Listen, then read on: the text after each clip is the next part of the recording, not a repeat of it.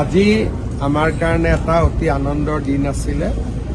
বৃন্দাবনী বস্ত্ৰ অসমৰ ৰাইজে চাওক, তাৰ বাবে আমি ব্ৰিটিছ মিউজিয়ামৰ লগত এখন বুজাবুজিৰ চুক্তি স্বাক্ষৰ কৰিছিলোঁ।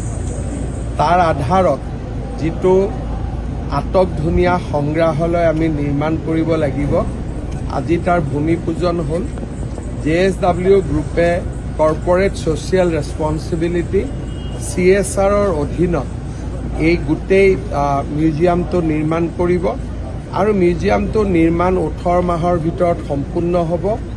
ব্ৰিটিছ মিউজিয়ামে তাক ইনস্পেকশ্যন কৰিব আহিব আৰু তেওঁলোক সন্তুষ্ট হ'লেই আমি ইয়ালৈকে বস্ত্ৰভাগ আনিব পাৰিম। আজিৰ পৰা নিৰ্মাণৰ কাম আৰম্ভ হ'ব। মই ভাবোঁ যে 2027 চনত আমি বৃন্দাবনী বস্ত্ৰভাগ অসমলৈ আনিব পাৰিম।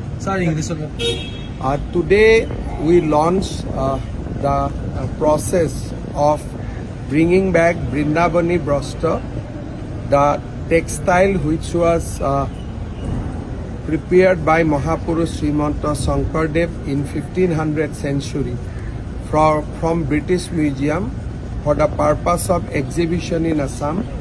JSW Group will construct a state-of-art museum so that we can host that textile in our state. Today we laid the foundation stone for the museum. Hopefully it will be completed in next 2 years and we will be able to bring back Brindavani Brastra in the year 2027.